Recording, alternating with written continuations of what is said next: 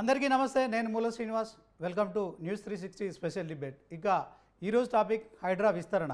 ఇక హైడ్రా కేవలం హైదరాబాదు మాత్రమే పరిమితం అవుతుంది అని భావించారంతా. అయితే తెలంగాణ సీఎం రేవంత్ రెడ్డి హైడ్రాను రాష్ట్రమంతా విస్తరిస్తున్నామని చెప్పడంతో ఇక రాష్ట్ర వ్యాప్తంగా అక్రమార్కుల గుండెల్లో రైలు పరిగెడుతున్నాయని చెప్పొచ్చు. ఇంతకీ అకస్మాత్తుగా సీఎం రేవంత్ రెడ్డి ఎందుకు ఈ నిర్ణయం తీసుకున్నారు? హైదరాబాద్లో మరిక ఇప్పటికే చెరువులు, కుంటలు, నాలాలు ఆక్రమణలకు గురవడం కావచ్చు, వర్షాలు కురుస్తున్న సమయంలో వరద నీరు నాలాల ద్వారా చెరువులు కుంటలలోకి చేరకుండా రోడ్లపై ప్రవహించడం కావచ్చు, మరిక లోతట్టు ప్రాంతాలు జలమయం అవ్వడం కావచ్చు, చాలామంది మరి వరదల్లో మృత్యువాత పడడం కావచ్చు చూస్తూనే ఉన్నాం.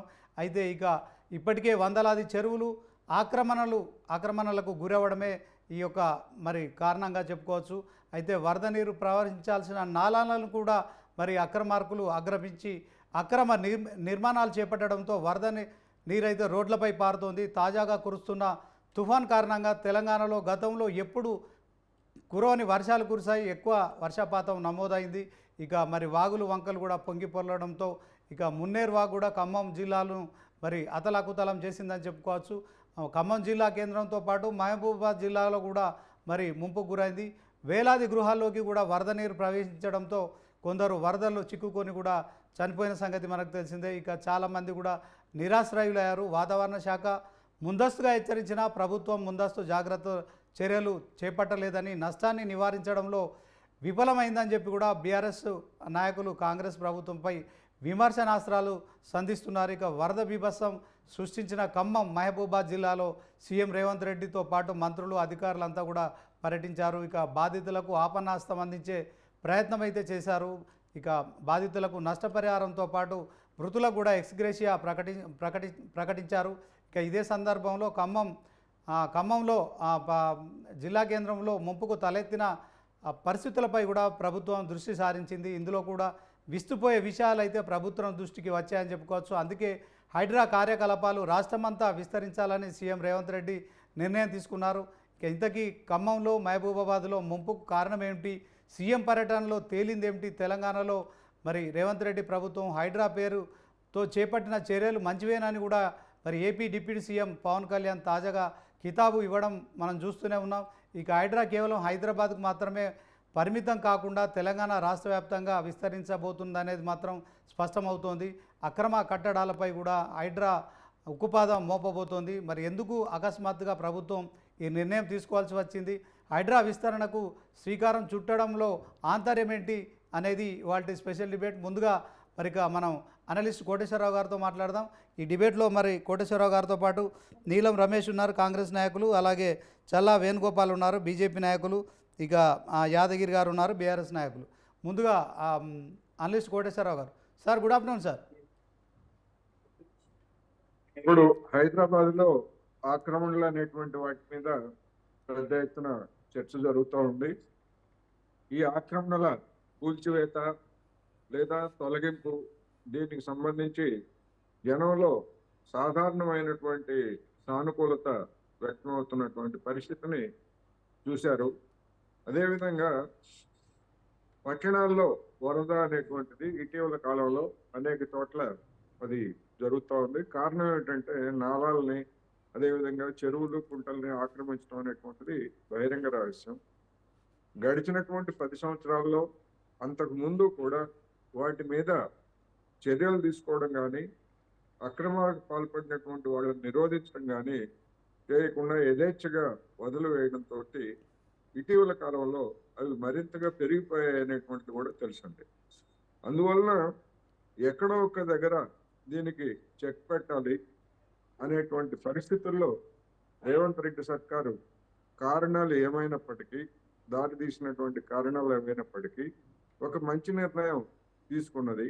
ఆ నిర్ణయాన్ని అమలు జరిపేటువంటి క్రమంలో జనంలో నుంచి, సామాన్య జనం నుంచి మంచి స్పందన వస్తూ ఉంది.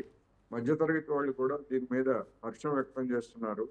ఈ కార్యక్రమాన్ని ఇంకా ముందు కూడా కొనసాగించాలని, రాష్ట్రం మొత్తానికి విస్తరించాలనేటువంటి వాంఛ కూడా వెల్లడైనటువంటి కారణంగానే బహుశా ఇది తన ప్రభుత్వం పట్ల సానుకూలంగా జనం ఆలోచించడానికి తోడ్పడుతుంది అనేటువంటి ఉద్దేశంతో రేవంత్ రెడ్డి సర్కారు దీన్ని రాష్ట్ర వ్యాప్తంగా విస్తరించాలనేటువంటి ఆలోచనలు చేస్తున్నది.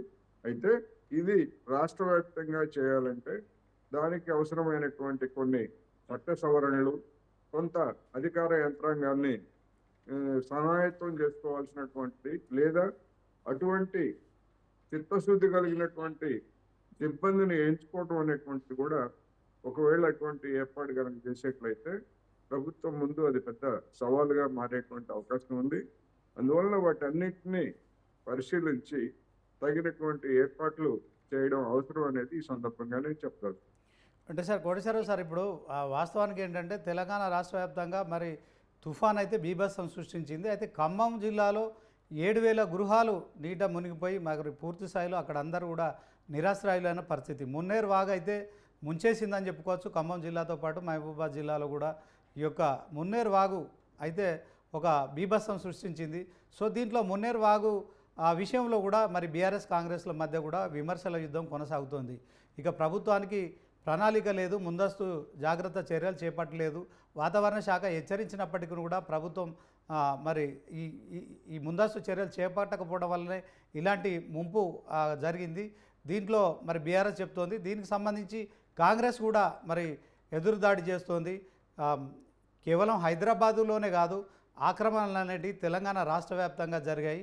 సో అక్కడ మరి కాంగ్రెస్ ప్రభుత్వం ఆరోపిస్తున్న దాని ప్రకారం సో అక్కడ కూడా ఆక్రమణలు జరిగాయి, అక్రమ కట్టడాలు కూడా నిర్మించారు. దీంతో మున్నేరు వాగు కారణంగా మరి అక్కడ నుంచి వచ్చే వరద కూడా పూర్తి స్థాయిలో మరి దిగువకు వెళ్ళలేక మరి అది ఖమ్మం జిల్లా కేంద్రంతో పాటు మహబూబాబాద్ జిల్లా వరకు కూడా వెళ్ళడం ఏం జరిగిందంటారు సార్? ఇప్పుడు పట్టణీకరణ పెరుగుతూ ఉంది. పట్టణాలు అనేటువంటివి విస్తరిస్తున్నటువంటి క్రమం మనం చూస్తున్నాము. 10 ఏళ్ల నాడు ఉన్నటువంటి పట్టణాలకి ఈ రోజు ఉన్నటువంటి పట్టణాలకి కనుక మనం తేడాను గమనించేట్లయితే జనాభా దాదాపు 75% నుంచి 100% పెరిగినటువంటి పట్టణాలు కూడా కొన్ని ఉన్నాయి. గ్రామాలుగా ఉన్నటువంటి పట్టణాలుగా మారుతున్నాయి. అన్నింటికీ మించి పట్టణాల్లోనూ లేదా మండల కేంద్రాల వంటి చోట్ల కూడా భూముల ధరలు, ముఖ్యంగా నివాసాలకి అవసరమైనటువంటి భూముల ధరలు అనేటువంటివి విపరీతంగా పెరిగినటువంటి పూర్వరంగంలో ఏ చెరువు చూసినా లేదా ఏ ప్రభుత్వం భూమి చూసినా కానీ వాటిని ఏదో విధంగా కబ్జా చేసి వాటికి తప్పుడు సర్టిఫికెట్లు సంపాదించి వాటిని అమ్మి సొమ్ము చేసుకుంటే పెద్ద ఎత్తున లబ్ధి పొందవచ్చు అనేటువంటి అభిప్రాయం బలంగా కలగడానికి మన కళ్ళ ముందే అలాంటి అక్రమాలు యథాలాపంగా జరిగిపోతున్నా కానీ నిరోధించేటువంటి నాదుడు లేకపోవడంతో అలాంటి వాళ్ళందరూ కూడా రెచ్చిపోతున్నటువంటి పరిస్థితిని చూసాం.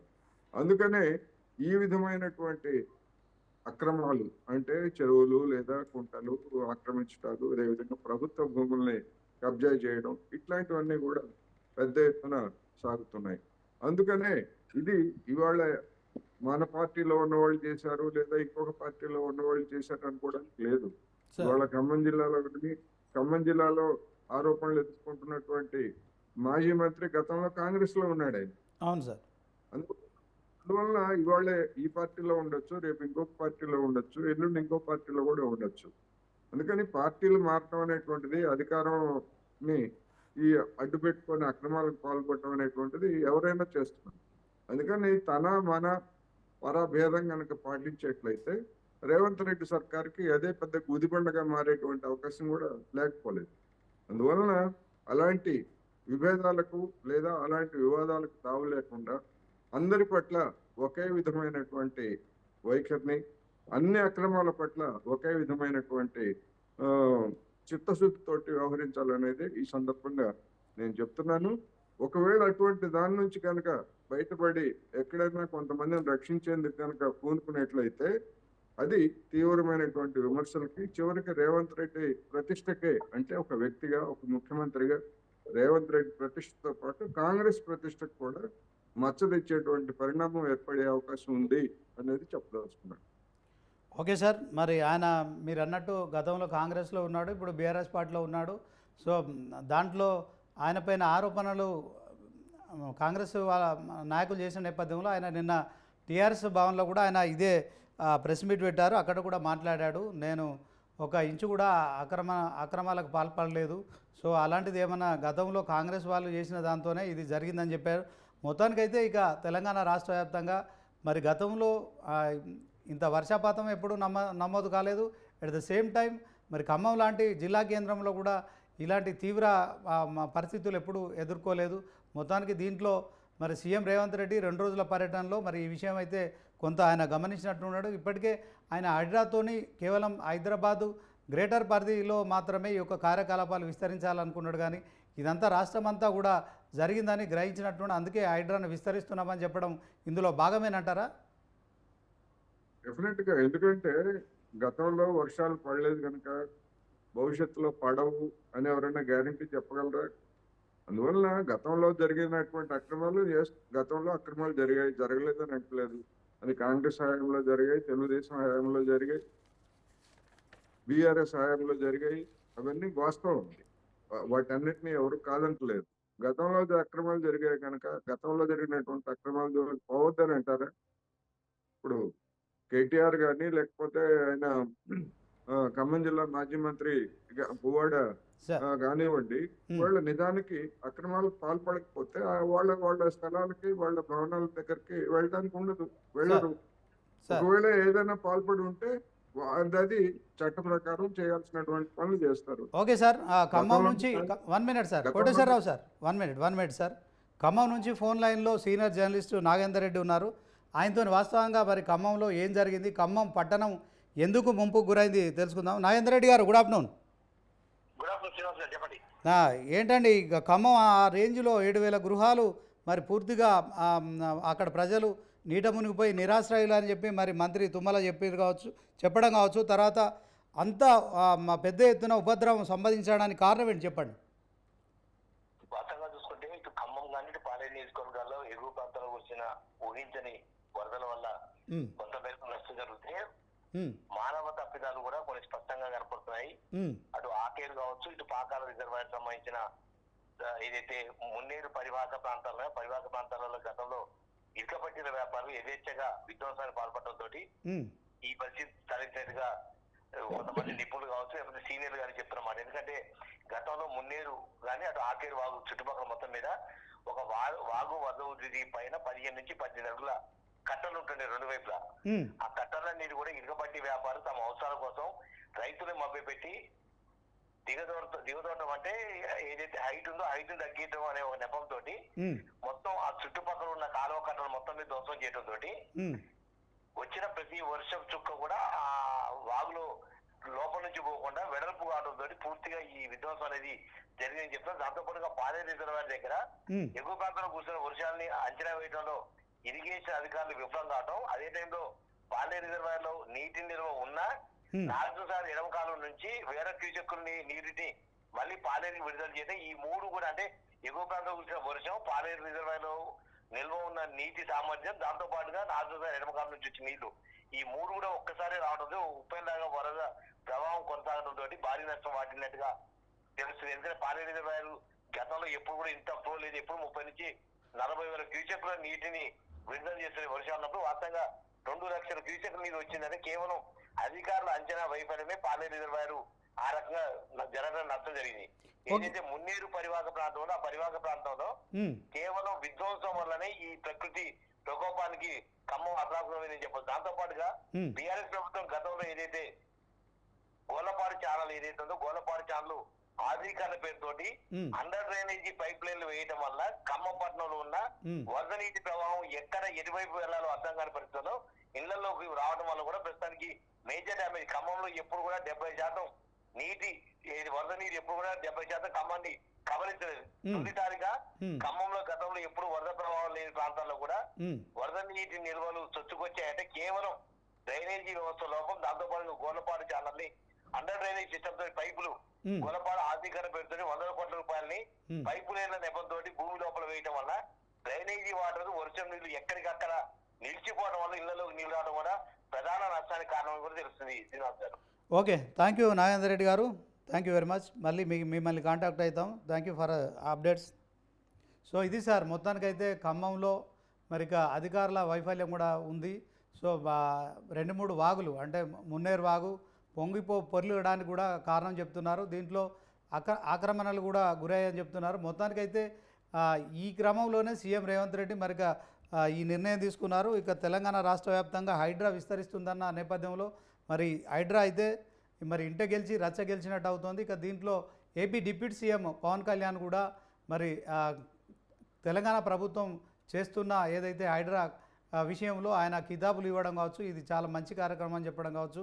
సో మరొకసారి కూడా మరి రమేష్ గారితో మాట్లాడదాం. నీలం రమేష్ గారు ఇక్కడ వరదలు వచ్చి మరి వాగులు పొంగి పొర్లి ఖమ్మం, మహబూబాద్ జిల్లాలు మరి పూర్తి స్థాయిలో ఈ వరదలతో నిండిపోయిన క్రమంలో మరొకసారి కూడా కేటీఆర్ చేసిన ట్వీట్ కావచ్చు, తర్వాత ప్రతిరోజు ఆయన మరి ఏదో ఒక రకంగా ట్వీట్ చేస్తున్నారు. సో ముఖ్యంగా చాలామంది కూడా ఈ వరదల్లో మృత్యువాత పడ్డారు. దాంట్లో కూడా ఏదైతే ప్రభుత్వం చెప్తున్న లెక్కలు కూడా అబద్ధపు లెక్కలు అని చెప్పి కూడా తాజాగా ఆయన చెప్తున్నాడు. రమేష్ గారు ఎట్లా చూస్తారు ఈ వరద రాజకీయాల్ని? సార్ అందరికి నమస్తే అండి. నమస్తే సార్, ఇప్పుడు మనం ఒకటి ఆలోచించాల్సింది ఏంటంటే ఇక్కడ పర్సెప్షన్ అంతా Hydraa versus BRS. Okay okay దీంతో పాటు ఇప్పుడు వరద సమస్య. ఓకే ఇప్పుడు ఏంటంటే అండి, వరద సమస్య అనేది అందరికీ బాధాకరం. మేము బాధపడుతున్నాం, అందరం బాధపడుతున్నాం. మన తోటి తెలంగాణ వాళ్ళందరూ కష్టాల్లో ఉన్నారు, అదే రకంగా ఏపీలో కూడా కష్టాల్లో ఉన్నారు. ఓకే అదొక విషయం. ఆ కష్టం అనేది పక్కన పెట్టేస్తే ఈ వర్షం వచ్చినప్పుడు నష్టంతో పాటు ఏదో ఒక మంచి వస్తుంది. ఆ మంచి ఏంటంటే రేవంత్ రెడ్డి గారు తీసుకున్న హైడ్రా సంకల్పం. అంటే సంకల్పంతో ఇప్పుడు ఏమైందంటే మనం డే 1 చూసినట్టయితే హైడ్రా పెట్టగానే బీఆర్ఎస్ వాళ్ళకి స్పెషల్ గా ఈ హైడ్రా ఫుల్ ఫామ్ తెలియదు. హైడ్రా అంటే Hyderabad investor and asset management. Asset management property, government property కాపాడుకోవాలి. అదే డిసాస్టర్ వచ్చినప్పుడు మనం ఏం చేయాలనేది కాన్సెప్ట్. వాళ్ళు ఫస్ట్ టైం బీఆర్ఎస్ వాళ్ళు డే 1 నుంచి మీరు చూసినట్టయితే అంటే ఇదంతా నేను చెప్పి 1 వీక్ బ్యాక్ స్టార్ట్ అయినప్పుడు చెప్తాను. చూసినప్పుడు ఏమనుకుంటారంటే ఏదో ఒకరోజు అడవులు చేస్తారు, మీరు మా కూల్ చేస్తా ఉన్నారు, కాంగ్రెస్ వాళ్ళు కూల్ చేస్తారా అన్నారు. కాంగ్రెస్ వాళ్ళు కూల్ చేస్తారా అన్నప్పుడు అది ఒక రోజు నడిపించే డ్రామా అంతా. ఆ డ్రామాలో మేము పల్లం రాజు గారికి కూల్ చేస్తాం. పల్లం రాజు అనేటప్పుడు మన minister. Okay Congress party senior most leader, ఒక మంత్రి ఇంతకుముందు ఆయన కూల్ చేస్తాం. తర్వాత ఏమైంది, మళ్ళీ ఒక 2 గ్యాప్ లో అంతా మీరే చేసుకుంటా ఉన్నారు, రేవంత్ రెడ్డి అన్నది ఉంది కూల్ చేస్తారా అన్నారు. చాలా స్పష్టంగా చాలా క్లారిటీగా రేవంత్ రెడ్డి అన్న అయినా, రేవంత్ రెడ్డి తమ్ముడు అయినా, ఇంకెవరైనా సరే మా పార్టీ మీ పార్టీ కాదు, ఇక్కడ ఇక గవర్నమెంట్ అసెట్, గవర్నమెంట్ డిసాస్టర్ కూడా కూల్ చేస్తామని చెప్పారు. అది క్లియర్ అయిపోయింది, మన వాయిస్ లేదు. తర్వాత ఏమైంది, దేవుడు సహకరించి అంటే ఒక రకం ఫస్ట్ రావడం కష్టమే, కానీ ఈ కూడా మంచి ఏం చేసిందంటే ఈ డిసాస్టర్ రావడం వల్ల పబ్లిక్ అర్థమైంది ఇంపార్టెన్స్ ఆఫ్ హైడ్రా అనేది. ఎందుకంటే ఆ సంకల్పం రేవంత్ రెడ్డి గారు బయలుదేరి వెళ్ళిండు, చూసిందంతా జరుగుతుంది. ఎంత ఇంపార్టెంట్ వరదతో పాటు చర్చ హైడ్రా జరుగుతూ ఉంది, మీరు అర్థం చేసుకోవాలి. అంటే వరద అనేది ఒకటి కాకుండా వరదతో ఈక్వల్ గా చర్చ హైడ్రా మీద జరుగుతూ ఉంది. అంటే హైడ్రా ఇంపార్టెన్స్ పబ్లిక్ యాక్సెస్ చేసిండ్రో దానికి మించి మీ పబ్లిసిటీ కానీ ప్రమోషన్ కానీ రియాలిటీ. అంటే నిజంగా కష్టం వస్తే, వరదలు వస్తే మా హైడ్రా లేకపోతే ఫస్ట్ ఇంకెలా ఉంటుంది ఆఫ్టర్ 10 years అనే కాన్సెప్ట్ తో ఇదంతా చేస్తా ఉంది. ఓకే హైడ్రాని మనమే కాకుండా పక్క రాష్ట్రంలో.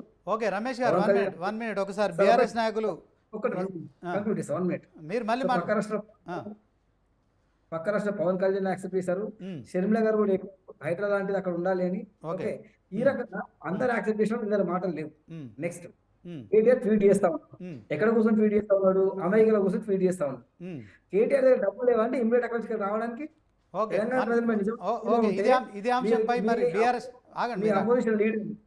రమేష్ గారు మీరు ఆగండి. యాదగిరి గారు, కేటీఆర్ ఇక్కడ వరదలు వచ్చి జనాలంతా ఇబ్బందులు పడుతున్నారు, ఆయన ఎక్కడో అమెరికాలో ఉండి ట్వీట్ చేస్తున్నారు, మరి దీన్ని ఎట్లా చూస్తారు యాదగిరి గారు?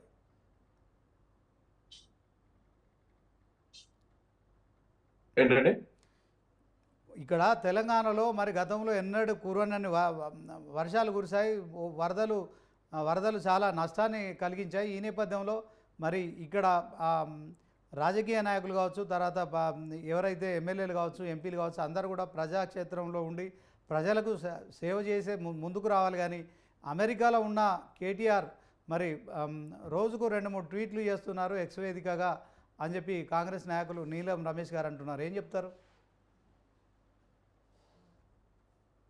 ముందుగా మీకు ప్యానల్లో ఉన్న వారికి నమస్కారం. ఓకే. ఓకే మరి యాదగిరి గారి దగ్గర మరి వాయిస్ క్లియర్ లేదు. మొత్తానికైతే అక్రమ కట్టడాలపై ఉక్కు పాదం మోపబోతోంది ప్రభుత్వం. ఇది కేవలం హైదరాబాద్కు మాత్రమే పరిమితం కాదు, తెలంగాణ రాష్ట్ర వ్యాప్తంగా కూడా దీన్ని విస్తరించబోతున్నారు. ఇక హైదరాబాద్లో హైడ్రా కార్యకలాపాలు ప్రారంభమైన నాటి నుంచి మరి ఇక హైదరాబాద్ ప్రజలైతే హర్షం వ్యక్తం చేస్తున్నారు. ముఖ్యంగా ప్రతిపక్షాలు కూడా ఈ విషయంలో మరి ముందుకొస్తున్నాయి. అక్రమ కట్టడం అని తేలితే మేమే కూల్చేస్తామని చెప్పి దగ్గరుండి కూల్చేస్తామని చెప్పి కూడా మరి కేటీఆర్ మాట్లాడడం కూడా చూసాము. ఇప్పటికే జన్వాడ ఫామ్ హౌస్ విషయంలో మరి అది తనది కాదు, తన స్నేహితుడిది, తాను లీజుకు తీసుకున్నానని చెప్పడం కావచ్చు. ఒకవేళ తన స్నేహితుడిది కనుక మరి బఫర్ జోన్లో ఉన్న మరి అక్రమ కట్టడం అని తేలితే నేనే కూల్చివేస్తానని చెప్పడం కావచ్చు. ఇక దీంట్లో కాంగ్రెస్ నాయకులు కూడా మరి పొంగులేటి శ్రీనివాసరెడ్డి కావచ్చు, తర్వాత ఎవరైతే పట్నం మహేందర్ రెడ్డి కావచ్చు, ఎవరైతే మరి కాంగ్రెస్ నాయకులపై కూడా మరి వీళ్ళకు సంబంధించిన ఫామ్ హౌజులు కూడా బఫర్ జోన్లో ఉన్నాయని చెప్పి కూడా బీఆర్ఎస్ నేతలు ఆరోపిస్తున్న నేపథ్యంలో వాళ్ళు కూడా ముందుకొచ్చి మీడియా ద్వారా అక్రమం అని తేలితే కూల్చేయండి, మాకేం ఇబ్బంది లేదు అని కూడా చెప్పడం మనం చూస్తూనే ఉన్నాం. అలాగే ఇక మరి సీఎం రేవంత్ రెడ్డి సొంత అన్నయ్య తిరుపతి రెడ్డి కూడా ఆయన సంబంధించిన నివాసం ఇక మరి మాదాపూర్లో కొంత ఇది బఫర్ జోన్లో ఉందని వార్తలు వచ్చిన నేపథ్యంలో ఆయన కూడా మీడియాతో మాట్లాడారు. ఒక వారం రోజులు టైం ఇస్తే నేను ఇంట్లో ఉన్న సామాన్ తీసుకొని వెళ్ళిపోతాను, ప్రభుత్వానికి నేను సహకరిస్తాను, ఇది కూల్చివేసుకోవడానికి నాకు నా నివాస గృహాన్ని కూల్చివేయడానికి నాకు ఎలాంటి అభ్యంతరం లేదని చెప్పడం కావచ్చు. కాంగ్రెస్ శ్రేణులకు కూడా రేవంత్ రెడ్డి ఒక పిలుపునైతే ఇచ్చారు. శ్రేయోభిలాషులు ఖచ్చితంగా మరి కొన్నిసార్లు తప్పప్పులు జరిగి ఉండవచ్చు, కానీ హైడ్రాకు సహకరించాలి, మీరు ఈ విషయంలో నాకు ఖచ్చితంగా సహకరించాలని కూడా మరి సొంత పార్టీ నేతలకు కావచ్చు, మంత్రులకు, ఎమ్మెల్యేలు అందరికీ కూడా ఆయన మరి విన్నవించారు. ఈ నేపథ్యంలో హైడ్రా విషయంలో సీఎం రేవంత్ రెడ్డి మరి దీన్ని ఆషామాషిగా తీసుకోలేదు, సీరియస్గానే తీసుకున్నారు. హైడ్రాతో మరి హైదరాబాదుకు ఒక విముక్తి కల్పించాలని కోరుకుంటున్నారు ఆయన. అందుకనే సీరియస్గా మరి హైడ్రాను ఏర్పాటు చేశారు. హైడ్రా తన కార్యకలాపాలకు కూడా జనాల దగ్గర నుంచి చాలా మద్దతు అయితే దొరుకుతుంది. ఇప్పటికే ఎన్కన్వెన్షన్ కూల్చివేశారు. గత 10-13 సంవత్సరాలుగా కూడా ఎన్కన్వెన్షన్పై ఎన్నో ఆరోపణలు ఉన్నాయి. గతంలో బీఆర్ఎస్ ఉద్యమ పార్టీగా ఉన్నప్పుడు మరి ఇక ఎన్కన్వెన్షన్ బఫర్ జోన్లో ఉంది, అక్రమమని మరి కూల్చివేయాలని కూడా అక్కడే మరి నిరసన కార్యక్రమాలు చేపట్టారు. కానీ 10 సంవత్సరాలు మరి అధికారంలో ఉన్న సమయంలో అటువైపు కూడా ఎవరు చూడలేదు. ఇలాంటివి మరి 10 సంవత్సరాల్లో చాలానే అక్రమాలకు మరి బీఆర్ఎస్ ప్రభుత్వంలో ఉండి కూడా మరి కొంత క్రమబద్ధీకరించుకునేందుకు కావచ్చు, నిర్మాణాలు చేసేందుకు కావచ్చు, అధికారులు కావచ్చు, వీటన్నిటికి కూడా పూర్తి స్థాయిలో మరి పర్మిషన్లు ఇచ్చారు. సో ఇప్పుడు హైడ్రా కేవలం అక్రమ కట్టడాలను కూల్చివేయడంతో పాటు దీంట్లో సహాయ సహకారాలు అందించి పర్మిషన్లు ఇచ్చిన అధికారులను కూడా విడిచిపెట్టేది లేదని చెప్పి కూడా ఇప్పటికే 6 అధికారులపై కూడా మరి కేసులు నమోదు చేశారు. ఈ నేపథ్యంలో మరి హైదరాబాదులో మొదలుపెట్టిన హైడ్రా కార్యకలాపాలు ఇప్పుడు రాష్ట్రమంతా విస్తరిస్తున్న నేపథ్యంలో మరి పక్కనున్న తెలుగు రాష్ట్రానికి సంబంధించిన డిప్యూటీ సీఎం ఇక పవన్ కళ్యాణ్ కూడా హైడ్రా లాంటి వ్యవస్థను ఏర్పాటు చేయడం మరి ఆయన మెచ్చుకోవడం మనం చూస్తున్నాం. అట్ ద సేమ్ టైం సామాన్యులకు సంబంధించిన ఏదైతే మరి నివాస గృహాలు కూల్చివేసే క్రమంలో వాళ్ళకు మానవతా దృక్పథంతో కొంత మరి సహాయం చేయాలని కూడా ఆయన చెప్పడం మరి అదొక మంచి సూచనగా మనం భావించవచ్చు. ఇక మరొకసారి మరి ఇక బీఆర్ఎస్ నాయకులు యాదగిరి గారితో మాట్లాడదాం. యాదగిరి గారు, సార్ చెప్పండి.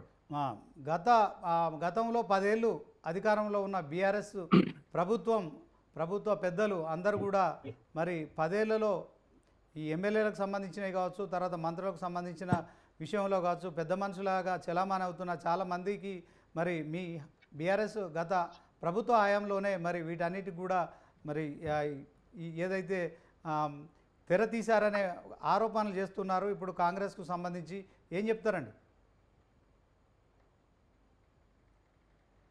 యాదగిరి గారు? వినిపిస్తుందా?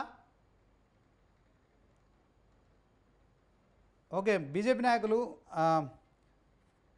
వేణుగోపాల్ గారు వినిపిస్తుందా?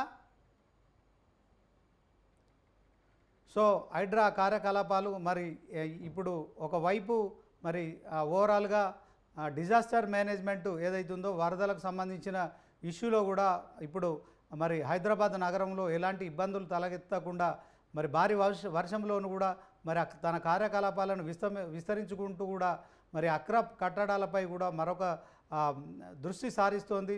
దీంట్లో మరి పూర్తి స్థాయిలో బీఆర్ఎస్ కాంగ్రెస్ల మధ్య మాత్రం ఇది పూర్తిగా ఒక మరి మాటల యుద్ధం అయితే కొనసాగుతోంది.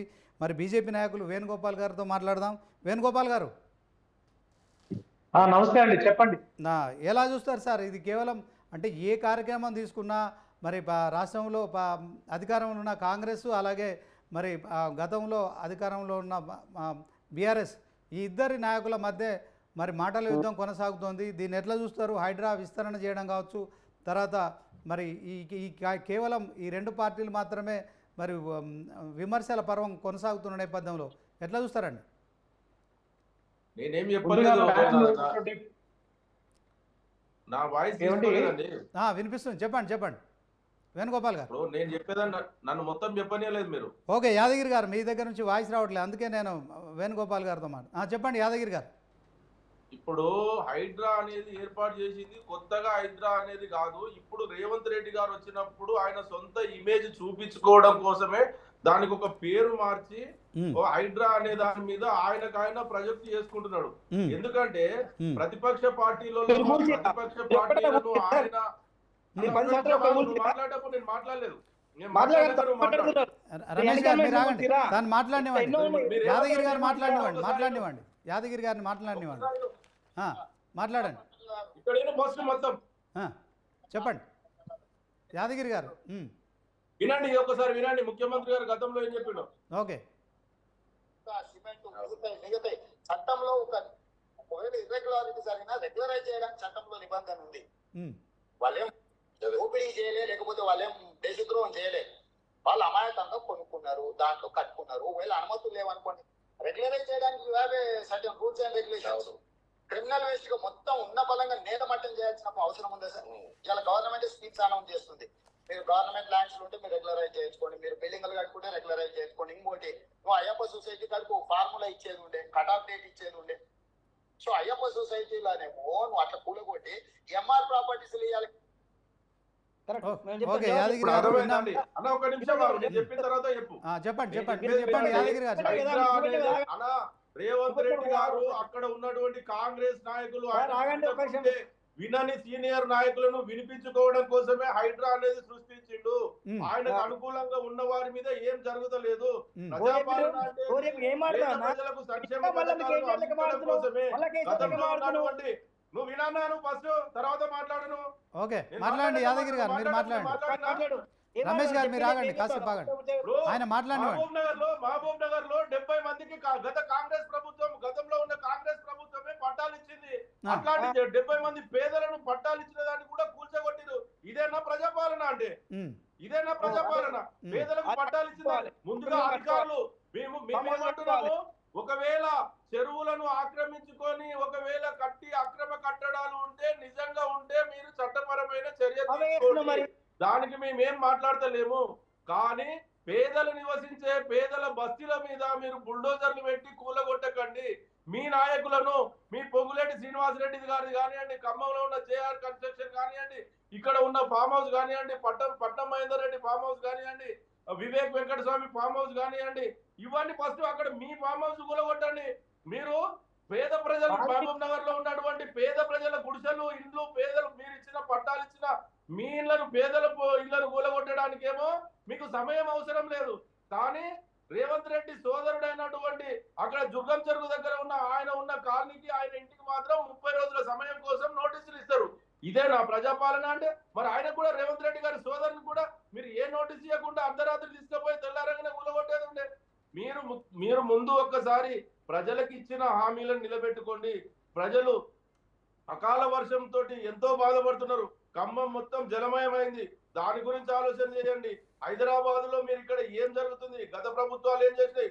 గతంలో కూడా వర్షాలు వచ్చినప్పుడు, నీట మునిగినప్పుడు ఎన్నో రకాలుగా ప్రయత్నాలు చేసి బీఆర్ఎస్ ప్రభుత్వం SRDP అని చెప్పి నాలాలు చేసి నీళ్లు ఎక్కడ ఆగకుండా ప్రయత్నం చేసింది. మీరు దానికోసం మాట్లాడకుండా ఎంతసేపు చెప్పినా ప్రజాపాలన అని మీరిచ్చిన ప్రభుత్వం, గత ప్రభుత్వం కాంగ్రెస్ ప్రభుత్వంలో ఇచ్చినటువంటి పట్టాలు ఇచ్చినటువంటి మీ బస్తీలను కూడా ఓకే ఓకే యాదగిరి గారు 1 మినిట్ ప్రజాపాలన. ఓకే మీరు ఆగండి. రమేష్ గారు మాట్లాడతారు. రమేష్ గారు, మహబూబ్ నగర్లో మీరు పేద ప్రజల ఇల్లు కూల్చారు. At the same time Congress నాయకుల మరి అక్రమ కట్టడాలపై మాత్రం మీరు ఉపేక్షిస్తున్నారని చెప్పి ఆయన ఆరోపణలు చేస్తున్నారు. ఏం చెప్తారండి రమేష్ గారు? గతంలో అయ్యప్ప సొసైటీ మీద మీరు ఆగండి యాదగిరి గారు, మీరు ఆగండి. కట్టడాలు కూర్చున్నప్పుడు ఇదే రేవంత్ రెడ్డి గారు ముఖ్యమంత్రి ప్రతిపక్ష నాయకుడు హోదాలో ఉండి ఏబిఎన్ ఛానల్ కు ఇంటర్వ్యూ ఇచ్చినప్పుడు తన ఫ్యామిలీ తోటి ఇంటర్వ్యూ వాళ్ళకి ఏమన్నా జరిగిందా, వాళ్ళను ఒకవేళ అక్రమం చేస్తే సక్రమం చేస్తూ అని చెప్పి ఆయనే చెప్పిండు కదా. ప్రభుత్వం అపోజిట్ లో ఉన్నప్పుడు ఒక రకంగా, ప్రభుత్వం వచ్చినప్పుడు ఇంకో రకంగా మాట్లాడుతుంటండి. మీరు ఆగండి యాదగిరి గారు ఆగండి. రమేష్ గారు మాట్లాడండి. సార్ ఇప్పుడు సార్ చెప్పిన మహబూబ్ నగర్ ఉంది, హైదరాబాద్ ఉంది, రాష్ట్రం మొత్తంలో కూడా హైడ్రా అనేది మొత్తం రాష్ట్రానికి పెడతామని కూడా చెప్తా ఉన్నాం. ఇప్పుడు ఈ రోజు చెప్తున్నట్టు నిజంగా గవర్నమెంట్ పట్ట భూములు ఇచ్చి కూల్ చేసినట్టయితే అది చెరువు పక్కకుంటే గవర్నమెంట్ ఇచ్చినా ఏది ఇచ్చినా తప్పే అని చెప్పేది మా ప్రభుత్వం. దానికి చేస్తాం. వాళ్ళకి నిజంగా పేద ప్రజలకు ఏం చేయాలో గవర్నమెంట్ చూసుకుంటది, చేస్తే అదే పనిలో ఉన్నాం. ఒకటి తర్వాత మీరు ఎప్పుడైతే రేవంత్ గారు మాట్లాడినప్పుడు చెరువు కట్ట మీద ఉంచుకోవాలి మాకు కావాలని చెప్పలే. మాకు అధికారం ఉన్నప్పుడు ఈ రోజు మా చేతిలో ఉంది పవర్. ఏం చేయాలి? విద్యార్థిగా నీకు తెలిసి మాదైనా మీదైనా ఒకటే. ఈ రోజు మాట్లాడుతున్న పొంగులేటి శ్రీనివాసరెడ్డి ఎక్కడికి వెళ్ళి వచ్చిందండి? ఆ రోజు మీరు పర్మిషన్ ఇచ్చినా, మేము ఇచ్చినా మా పర్మిషన్. ఎవరైనా సరే పొంగులేటి శ్రీనివాస్ ఏం చెప్పిండు? నాకు ఇంచు జాగా ఉన్నా సరే కూల్చేయమని చెప్పిండు. మేము మీ లెక్క ఏదో కూర్చొని మాట్లాడతలే. పొంగులేటి గారు ప్రెస్ లో చెప్పిండు డైరెక్ట్, నా ఇల్లు ఒకవేళ అక్రమంగా ఉంటే కూల్చేయండి, నా ఫామ్ హౌస్ నా కొడుకు పేరు ఉందని గొప్ప చెప్పిండు. ఫామ్ హౌస్ లీజ్ తీసుకున్నా చెప్పలే, ఫామ్ హౌస్ నా దోస్తు అని చెప్పలే. అర్థమైందా? తర్వాత వివేక్ కూడా ఏమని చెప్పారు? నాది అక్రమంగా ఉంటే కూల్చేయమన్నారు. వెరీ రెడీ, మేము తప్పు చేసి ఉంటే కూల్చేయమని చెప్తా ఉన్నాం. దాంతో పాటు ఒక మాట చెప్పాలి, కేటీఆర్ గారు ఈ రోజు ట్వీట్ చేస్తున్నారు అంటే అది ఇంపార్టెంట్. ఏమవుతుందంటే కేటీఆర్ గారు ఎక్కడో కూర్చొని ట్వీట్ చేస్తా ఉన్నాడు. కేటీఆర్ అనే నాయకుని దగ్గర డబ్బులు లేవా ఇండియా తెలంగాణ రావడానికి, తెలంగాణ ప్రజల కోసం రావడానికి? ఎందుకు రావట్లేదు? Only diversion. యాదగిరి అన్న నువ్వు ఆవేశపడకు, మీ వాళ్ళే ఒప్పుకున్నారు హైడ్రా బెస్ట్ అని, వాళ్ళు సైలెన్స్ అయిపోయి మిమ్మల్ని ముందర పెట్టిర్రు, మీరు కాము ఉండండి. నెక్స్ట్ తర్వాత కేసీఆర్ గారిని ప్రతిపక్ష నాయకుడు హోదా ఇచ్చినాం, డబ్బులు ఇస్తున్నాం, శాలరీ తీసుకుంటున్నాడు కానీ ప్రతిపక్ష హోదాగా ఎందుకు రావట్లేదండి? ఈరోజు తెలంగాణ ప్రజలు మొత్తం అడుగుతా ఉన్నారు, వేర్ ఈస్ కేసీఆర్? ఎక్కడ ఉన్నాడు కేసీఆర్? కాకుండా అధికారంలో ఫామ్ హౌస్ లో ఉంటాడు, ఇక ప్రతిపక్షంలో కూడా ఇంట్లో ఉంటాడా? బయటకు రాడా? మీరు ఇవ్వండి ప్రతిపక్ష హోదా హరీష్ రావుకి ఇవ్వండి. ఇంకా కేటీఆర్ ఎట్లా రాడు, అమెరికా పోయిండు, జల్సాలు చేస్తా ఉన్నాడు, ఆయన వదిలేయండి. ఇప్పుడు కవిత వచ్చింది, కవితకి ఇవ్వండి ప్రతిపక్ష హోదా. మీకు కొట్టాడమని చెప్తా ఉన్నాం. మీరు ఆగండి. రమేష్ గారు ఆరోపిస్తున్నారు, మరి ప్రతిపక్ష నేతగా ఉన్న మాజీ సీఎం కేసీఆర్ ఎక్కడున్నారు, ఇక మరి బీఆర్ఎస్ వర్కింగ్ ప్రెసిడెంట్ కేటీఆర్ ఎందుకు అమెరికాకి వెళ్ళారు? సో ఇదే అంశంలో మరి కవిత గారు ఎందుకు బయటికి రావట్లేదు? సో ప్రతిపక్షాలకు కూడా సేమ్ బాధ్యత ఉంటుంది, ఎందుకని వాళ్ళు మరి ఈ ఏదైతే మరి వరద బాధితులను మరి పరామర్శించడానికి రావట్లేదు, హరీష్ రావు మాత్రమే వస్తున్నాడు, హరీష్ రావుకు బాధ్యతలు అప్పచెప్పండి అని కూడా రమేష్ గారు అంటున్నారు. ఏం చెప్తారు యాదగిరి గారు? ఇప్పుడు కేసీఆర్ గారు ఏ కార్యక్రమం చేయాలనుకున్నా కూడా రేవంత్ రెడ్డి గారు ఫండ్స్ తీసుకురావాలంటే ఢిల్లీలో ధర్నా చేయమంటాడు, లేకపోతే కేసీఆర్ గారిని అది చేయమంటాడు, కేంద్ర ప్రభుత్వానికి లేఖ రాయమంటాడు, వరదలు వస్తే కేసీఆర్ గారిని బయటకు వెళ్ళమంటాడు. మరి ముఖ్యమంత్రి గారు ఎందుకున్నాడండి? ముఖ్యమంత్రి గారు ముఖ్యమంత్రి హోదాలో ముఖ్యమంత్రి ప్రజలకు సేవ చేయాలి కదా. మా నాయకుడు హరీష్ రావు గారు అక్కడ ఉన్న వరద బాధితులకు వారికి ఏదో రకమైన సహాయం చేద్దామని చెప్పి హరీష్ రావు గారు కొంత వారికి ఏదో సహాయము ఏదో ఆహార పొట్లాలు తీసుకొని పోతే వీళ్ళు కాంగ్రెస్ నాయకులు దుండగులతోటి దాడులు చేపించినటువంటి నాయకులు వీళ్ళు కాంగ్రెస్ నాయకులు. వాళ్ళు చెయ్యరు, ఇక్కడ మాకు చెయ్యనియరు, ఇప్పుడు మాకు ఇక చెయ్యలేదు. ఏ మాట్లాడినా కూడా మీరు ఫండ్స్ తీసుకురావాలన్నా ప్రజల దగ్గర పోవాలన్నా కేసీఆర్ గారు రావాలంటాడు. కేసీఆర్ గారు ఆ రోజు ముఖ్యమంత్రిగా ప్రభుత్వం ఏర్పాటు చేసినటువంటి ప్రజల సొమ్ముతోటి కష్టపడి ప్రజల కష్టాలతో కట్టిన ప్రగతి భవన్ లో ఉన్నాడు కేసీఆర్ గారు. కానీ ఈ రోజు ముఖ్యమంత్రి రేవంత్ రెడ్డి గారు తన సొంత ఇంట్లోకి బయటకు వెళ్తలేరు కదండి. ఇంట్లోకి బయటకు వెళ్ళకుండా సొంత ఇంట్లో పరిపాలన చేసే నాయకుడు రేవంత్ రెడ్డి గారు. మా యాదగిరి గారు సీఎం రేవంత్ రెడ్డి 2 రోజులు పర్యటించారు ఖమ్మంలోనే రాత్రి బస వేశారు. మీరు ఆగండి, యాదగిరి గారు, యాదగిరి గారు. ఇప్పుడు గండిపేట అక్కడ ఉన్నటువంటి ఫామ్ హౌస్ కానీ మీ నాయకులకు లేవా? ఓకే, యాదగిరి గారు, యాదగిరి గారు, యాదగిరి గారు. మీ నాయకుడు ఇంట్లో కలిపి బయటకు వెళ్ళలేడు కదా. ముఖ్యమంత్రి పరిపాలన, రాష్ట్ర పరిపాలన ఇంట్లో కలిగి చేస్తుంది కదా. యాదగిరి గారు మీరు 1 మినిట్, రమేష్ గారు మీరు ఆగండి, రమేష్ గారు ఆగండి. యాదగిరి గారు, యాదగిరి గారు మీరు సాగించాడు. మీ నాయకుడు ఇంట్లో కలిగి బయటకు వచ్చి ప్రగతి భవన్ లో ఉండి ప్రభుత్వ హోదాలో ప్రభుత్వ క్యాంపస్ లో ఉండి పరిపాలన చేయమనండి. సొంత ఇంట్లోకి వెళ్ళి వచ్చిన సూట్ కేసులు దాచుకొని ఇంట్లో ఉన్నాడు. యాదగిరి గారు మీరు ఆగండి, ఒక నిమిషం ఆగండి, మీరు ఆగండి. యాదగిరి గారు, యాదగిరి గారు, సీఎం రేవంత్ రెడ్డి ముఖ్యమంత్రిగా ఖమ్మం జిల్లా పర్యటన చేశారు. ముఖ్యమంత్రిగా 10 సంవత్సరాలు ప్రజల యాదగిరి గారు మీరు మాట్లాడిన దాంట్లో నేను ఒక క్లారిటీ ఇవ్వాలి. ఆగండి, మీరు ఆగండి, నేను క్లారిటీ ఇస్తాను. మీరు ఆగండి, ఒక్క నిమిషం సార్, మాకు అవకాశం ఇస్తారా లేకుంటే ఎట్లా సార్? ఒకటే నిమిషం ఆగండి. ఆయన ఒక మాట చెప్పాడు, దాని మీద క్లారిటీ ఇవ్వబోతున్నాను నేను. ఎందుకంటే సీఎం రేవంత్ రెడ్డి ఖమ్మం జిల్లాలో పర్యటించారు, బాధితులను ఓదార్చే కార్యక్రమం చేశారు, నష్టపరిహారం ప్రకటించారు, తర్వాత ఎక్స్గ్రేషియా కూడా ప్రకటించారు. ఖమ్మంలోనే రాత్రి బస చేశారు. మళ్ళీ తెల్లారి ఖమ్మం నుంచి మరి మహబూబాబాద్ వరకు కూడా ఆయన ఏదైతే వరద బాధితులనో వారందరికీ సంబంధించిన ఇష్యూలో ఎక్కడెక్కడ వరద నష్టం జరిగిందనే దాంట్లో 2 రోజులు పర్యటన చేశారు. కానీ సీఎం రేవంత్ రెడ్డి 2వ రోజు పర్యటన చేసిన నేపథ్యంలో మరి కేసీఆర్, మాజీ సీఎం కేసీఆర్ కావచ్చు, తర్వాత మరి కేటీఆర్ కావచ్చు, మరి ఈ మధ్య కాలంలోనే బెయిల్పై వచ్చిన ఎమ్మెల్సీ కవిత గారు కావచ్చు, ఎవరు కూడా మరి వరద బాధితుల దగ్గరికి ఎందుకు నేరుగా వెళ్ళట్లేదు? వాళ్ళ బాధలు ప్రతిపక్షానికి అవసరం లేదా? ప్రభుత్వంపై ఎంతసేపు మీరు విమర్శలు చేయడమేనా? మీరు అడిగిన దానికి మాత్రమే నేను అడుగుతున్నా. దీనికి సూటిగా ఆన్సర్ చెప్పండి యాదగిరి గారు. చెప్పండి. ఇప్పటి వరకు కూడా ఇంకా వర్షాలు కూడా కురుస్తూనే ఉన్నాయి. మరొకసారి కూడా మరి మున్నేరు వాగు ఒక్క నిమిషం సార్, మీరు ఆయన క్వశ్చన్ అడిగారా లేకుంటే ఆయన ఆన్సర్ చెప్పమన్నారా? ఆయన గమ్ముగా సైలెంట్ గా ఉన్నాడు. దీనికి ఆన్సర్ చెప్పాలి. Signal problem. ఓకే, వేణుగోపాల్ గారు మీరు చెప్పండి.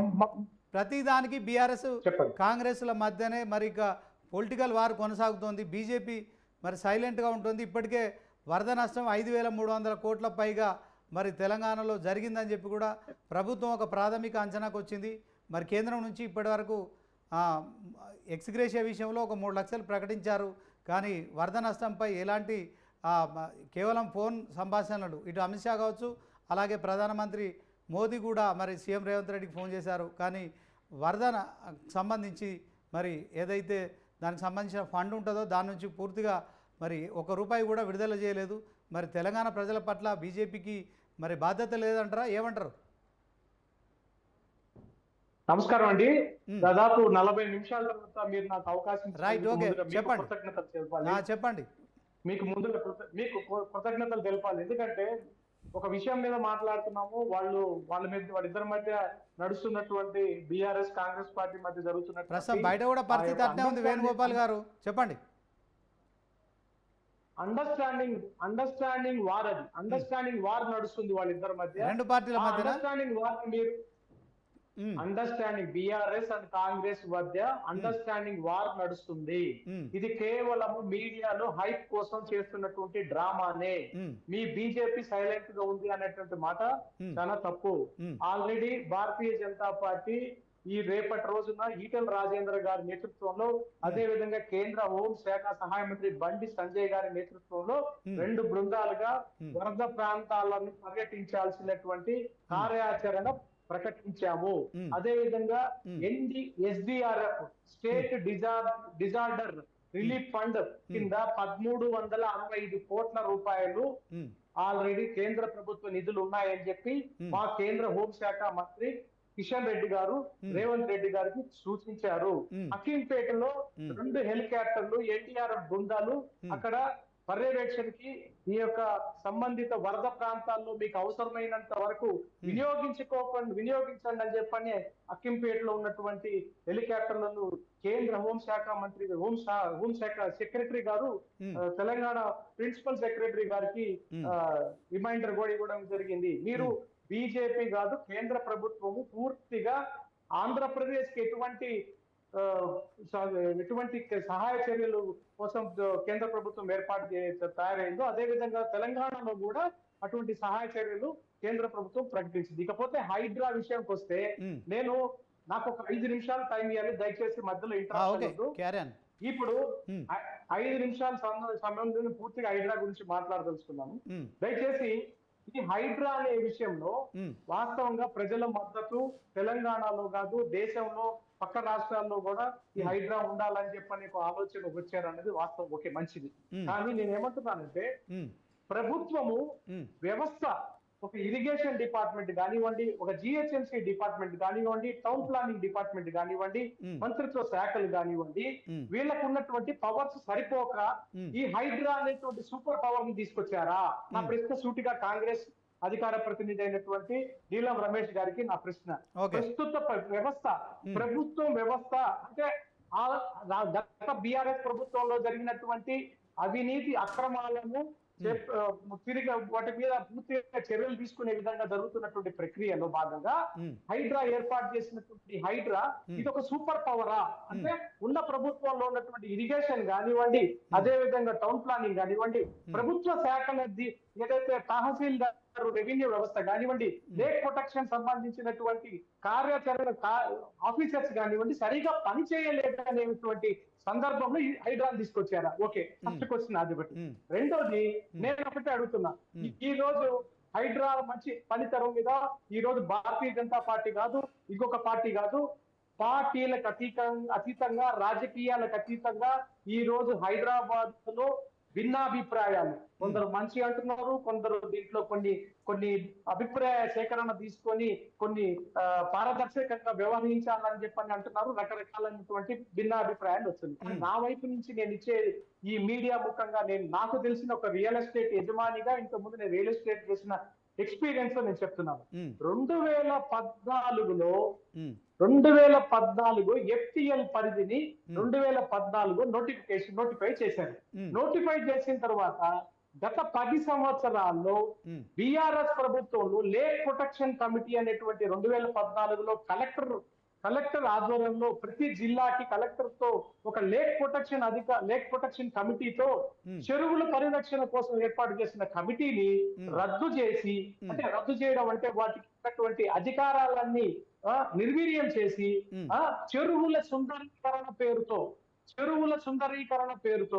చెరువుల యొక్క సైజును తగ్గించి కట్టలు పోసి వాటికి రిటైనింగ్ వాల్ సృష్టించి పెద్ద పేరు పోసినటువంటి కంపెనీలకు lake view apartments, lake view villas అనేటువంటి అనుమతులు ఇచ్చినటువంటి పురపాలక శాఖ మంత్రి అయినటువంటి ముందు కేటీఆర్ గారిని అరెస్ట్ చేయాలి.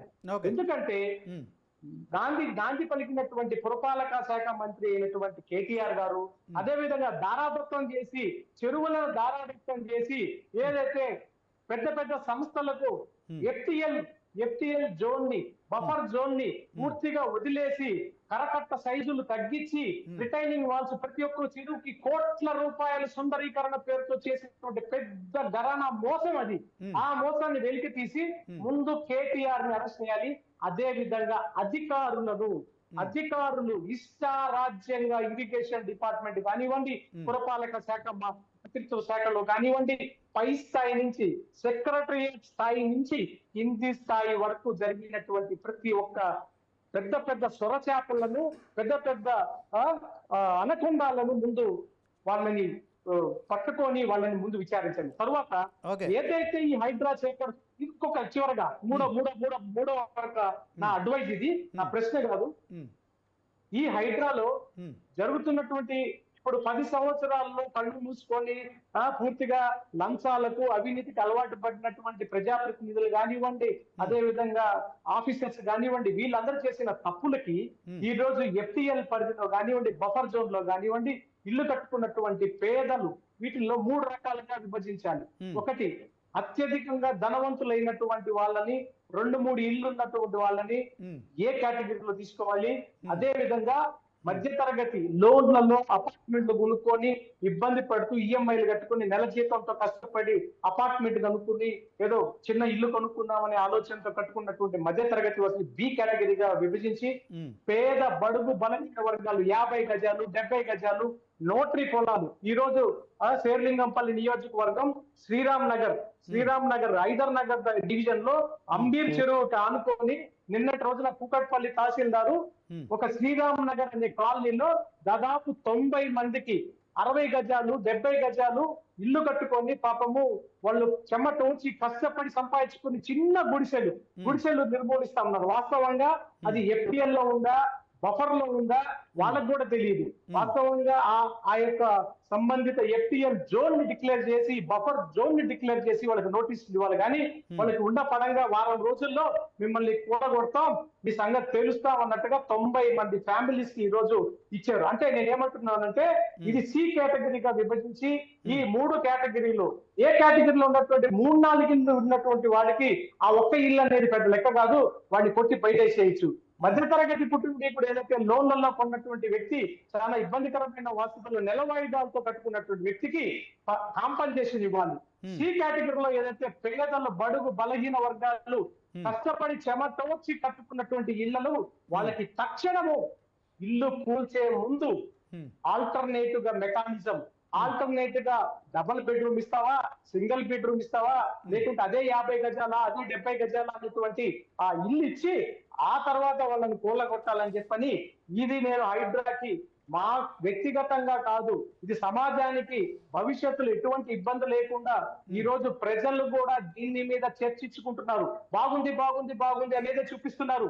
ఈ రోజు బాగలేదు, అట్టడుగు బలహీన వర్గాలు దానికోటి కష్టపడి చిన్న ఉద్యోగాలు చిరు ఉద్యోగాలు చేసుకుని 60 గజాలు 70 గజాలు కట్టుకొని ఉన్నటువంటి వాళ్ళ పరిస్థితి కూడా ఒక్కసారి మీరు మీడియా చూపించాలి. ఇది నేను సంబంధిత విషయాన్ని ఈ మీడియా ముఖం ద్వారా మీకు తెలియజేస్తున్నాను. వేణుగోపాల్ గారు 1 మినిట్. మీరు చేసిన దాంట్లో మరి కేటీఆర్ని అరెస్ట్ చేయాలి, గతంలో ఆయన మరి మా మున్సిపల్ పట్టణాభివృద్ధి శాఖ మంత్రిగా ఉన్నారు, ఆయనను ముందు అరెస్ట్ చేయాలని మీరు డిమాండ్ చేస్తున్నారు. దీనికి సంబంధించి బీఆర్ఎస్ నాయకులు ఏమంటారు, ఆ తర్వాత కాంగ్రెస్ నాయకులు ఏమంటారు, ఫైనల్గా అనలిస్ట్ గారితో కూడా తీసుకుందాం. మీరు చెప్పండి యాదగిరి గారు, బీఆర్ఎస్ నాయకులుగా ఏం చెప్తారు? గతంలో చెప్పండి. ఇప్పుడు మొదట ఈ పర్మిషన్లు ఎవరు ఇచ్చిరండి? బీఆర్ఎస్ ప్రభుత్వం 10 సంవత్సరాల నుంచి బీఆర్ఎస్ ప్రభుత్వం 2014 కంటే ముందు ఉన్నది ఎవరండి? ఇప్పుడు నేనేమంటున్నా, మీరు ఎవరైతే పార్టీగా కాకుండా అధికారులు నిజంగా మేము అదే చెప్తున్నాం, ఒకవేళ అక్రమ కట్టడాలుంటే బీఆర్ఎస్ పార్టీ దానికి అడ్డుపడతలేదు. ఒకవేళ పేదల ఇండ్లుంటే వారికి మాత్రం ఇప్పుడు నేను ఇంతకు ముందే మీకు ఒక వీడియో చూపించిన కదా, ఎవరైతే రెగ్యులేషన్ అవకాశం ఉంటుందో చెయ్యండి అని. అన్న నేను మాట్లాడేటప్పుడు జర రాగే నన్ను మళ్ళీ కన్ఫ్యూజ్ చేస్తున్నావు. ఇప్పుడు నేనేమంటున్నా, రెగ్యులేషన్ చేసే అవకాశం ఉన్నదని చెప్పేసి స్వయాన ముఖ్యమంత్రి ప్రతిపక్షంలో హోదాలో ఉన్నప్పుడు ఇంటర్వ్యూలో ఇచ్చాడు.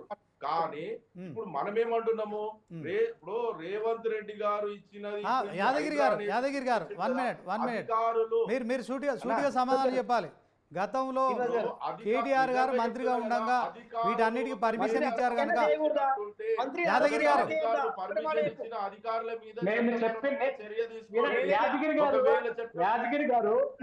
యాదగిరి గారు మీరు యాంకర్ గారు ఏ విధమైన ప్రశ్న వేశారు? 10 సంవత్సరాల్లో ఎక్కువ జరిగిందా లేదా, చెరువులు అంతమయ్యాయా లేదా, కరకట్టలు వెలిచాయా లేదా, సుందరీకరణతో మీరు కోట్లు మింగారా లేదా, రిటర్నింగ్ వాళ్ళు కట్టారా లేదా, దాని గురించి మాట్లాడండి.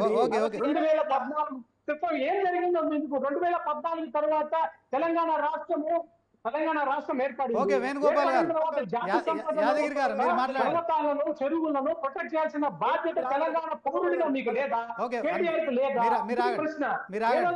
వేణుగోపాల్ గారు మీరు ఆగండి. యాదగిరి గారు టైం అప్, తొందరగా చెప్పండి.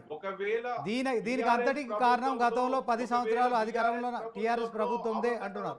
జరిగితే ఈ రోజున్న కాంగ్రెస్ ప్రభుత్వము రేవంత్ రెడ్డి గారు ముఖ్యమంత్రిగా ఒకవేళ బీఆర్ఎస్ పార్టీ నాయకులే కానివ్వండి, బీఆర్ఎస్ పార్టీకి సంబంధించిన ఎమ్మెల్యేలు కానివ్వండి ఎవరున్నా మీరు చట్టపరంగా ఒకవేళ చర్య తీసుకోండి. దానికి బీఆర్ఎస్ పార్టీ అడ్డు చెప్పుతో లేదు. ఓకే ఓకే ఓకే యాదగిరి గారు వన్ సెకండ్ మీరు ఆగండి ఇక. మీరు BRS దీంట్లో పార్టీ బీఆర్ఎస్ వాళ్ళు ఉన్నా మా అడ్డు కాంగ్రెస్ వాళ్ళు ఉన్నా ఎవరైనా కాంగ్రెస్ కానీ పార్టీలో ఎంత చర్యలు బాగా తీసుకోవాలని కూడా మీరు చెప్తున్నారు. బీజేపీ వాళ్ళ గురించి ఎందుకు చెప్తలేరు? మీరు ఎంతసేపు చెప్పినా బీఆర్ఎస్ పార్టీని టార్గెట్ చేయడం కోసం ఇప్పుడు యాదగిరి గారు మీ వ్యాఖ్యల్ని హర్షిస్తున్నాం. న్యూస్ 360 డిబేట్ లో ఇవాళ ఒక బీజేపీ కాంగ్రెస్ చోటే బాయ్ పడే బాయ్ ఇద్దరు మోడీ రేవంత్ రెడ్డి గారు కూడా పలుకొని ప్రాంతాలకు గురి చేయడం కోసం, అదే విధంగా బీఆర్ఎస్ పార్టీ ఎమ్మెల్యేలు ఆయన పార్టీకి వస్తలేరు కాబట్టి హైడ్రా అనేది ఒక బూచి చూపించి ఒకవేళ రాని ఎమ్మెల్యేలను వాళ్ళ ఆస్తుల మీదకి పంపించి వారిని పార్టీలో చేర్చుకోవడం కోసం మాత్రమే రేవంత్ రెడ్డి గారు ఈ పన్నాగం మన్నుతున్నాడు.